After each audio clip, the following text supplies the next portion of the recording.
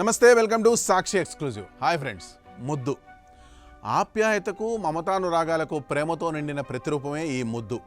పుట్టిన పసికందు నుండి పండు ముసలి వరకు ప్రతి ఒక్కరికి నచ్చే మంచి ప్రక్రియ ముద్దు. కానీ మీకు తెలుసా, ఆ ముద్దు అనేది ఇప్పుడు మన ప్రాణాల మీదకు తెస్తుంది.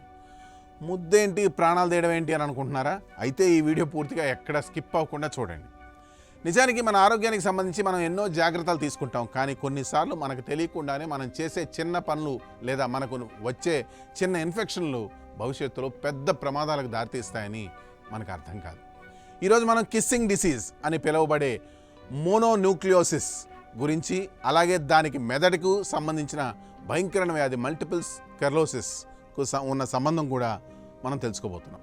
అమెరికాలో జరిగిన ఒక తాజా పరిశోధన ప్రపంచాన్ని ఆశ్చర్యపరిచే నిజాలను బయటపెట్టింది.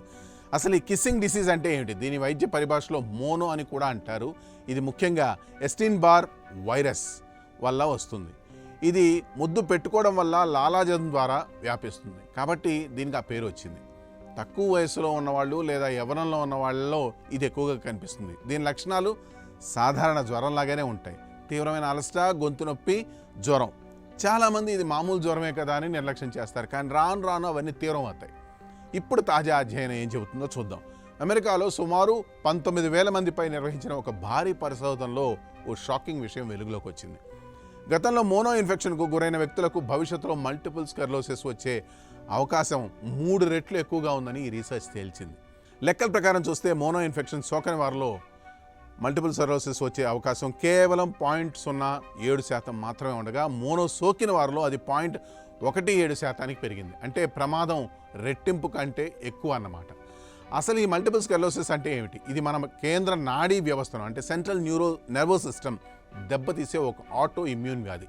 మన శరీరంలోని రోగనిరోధక శక్తి పొరపాటున మెదడు, వెన్నెముకలోని నరాల చుట్టూ ఉండే రక్షణ పొరను నాశనం చేస్తుంది. దీనివల్ల మెదడు నుండి శరీర భాగాలకు అందే సంకేతాల్లో అంతరాయం కలుగుతుంది. ఫలితంగా నడవడంలో ఇబ్బంది, చూపు మందగించడం, విపరీతమైన కండరాల బలహీనత వంటి సమస్యలు ఎదురవుతాయి. ఇది ఒక వ్యక్తి జీవితాన్ని పూర్తిగా మార్చేయగలదు. అయితే ఈ రిపోర్ట్ చూసి అంతగా భయపడాల్సిన అవసరం ఉందా? లేదు. ఎందుకంటే 0.17% అనేది చాలా తక్కువ సంఖ్య. మోనో వచ్చిన ప్రతి ఒక్కరికి మల్టిపుల్ స్క్లెరోసిస్ రాదు. కానీ ఈ పరిశోధన వల్ల శాస్త్రవేత్తలకు ఒక గొప్ప ఆధారం అయితే దొరికింది. మల్టిపుల్ స్క్లెరోసిస్ వ్యాధికి అసలు కారణం ఏమిటి, దానిని ఎలా అరికట్టవచ్చు అనే విషయంలో ఈ స్టడీ కొత్త మార్గాలు చూపుతుంది. మనం చేయాల్సిందల్లా ఏదైనా ఇన్ఫెక్షన్ వచ్చినప్పుడు దాన్ని నిర్లక్ష్యం చేయకుండా సరైన చికిత్స చేయించుకోవడం, తర్వాత మన ఇమ్యూన్ సిస్టమ్ బలంగా ఉంచుకోవడం. చూసారుగా, లాలాజలం ద్వారా వ్యాపించే ఒక చిన్న వైరస్ మన మెదడుపై ఎంతటి ప్రభావం చూపిస్తుందో. That's all for today. This is Harikrishna signing off for Sakshi exclusive.